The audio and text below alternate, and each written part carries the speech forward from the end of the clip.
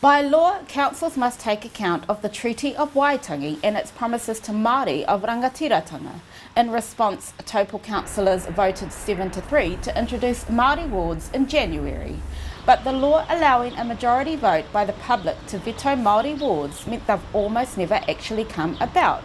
I'm so proud to stand by my colleagues who believe that the treaty is a fundamental part of the shape and nature of our democracy. Until the law change last night, removing the veto option. Taupō Mayor David Treaty says Minister Nanaia Mahuta's announcement to change that law is a good thing and long awaited. It wasn't fair.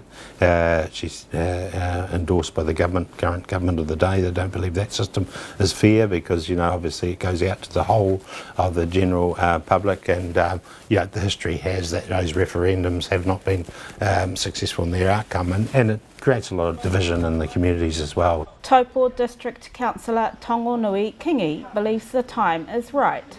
We've seen a movement, a shift, very much over years actually, towards more inclusion and reflecting the diversity of our country in tangata whenua and the role that we play. I think it's all about perspective. If you don't have that voice sitting at that table, whatever table that is, DHB, regional council, district council, then you don't have perspective, and it's certainly not inclusive. Mayor Treaty says it's a landmark decision. This is a really, really positive part of New Zealand, that we work together in partnership with the original inhabitants of the land. But it hasn't been embraced by everyone. Hobson's Pledge are leading the campaign against Māori wards across the North Island, gaining enough signatures to trigger referendums in all but Gisborne. Spokesperson Mike Butler objects to the law change, saying Minister Mahuta has sabotaged the process.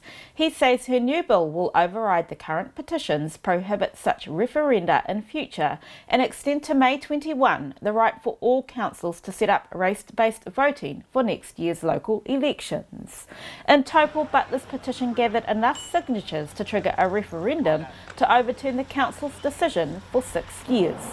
Ironically, it was a chance of a 6-year ban that caused some councillors to vote against Māori wards. Part 2 of the resolution was whether Māori wards should be put in place for the 2022 triennium elections, and which I voted no because of the poll process, which I was afraid was going to be triggered.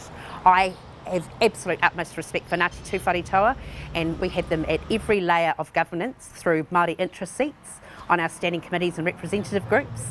With law change voted through under urgency, it allows councils to meet their treaty obligations. Delilah Whaitiri, Local Focus.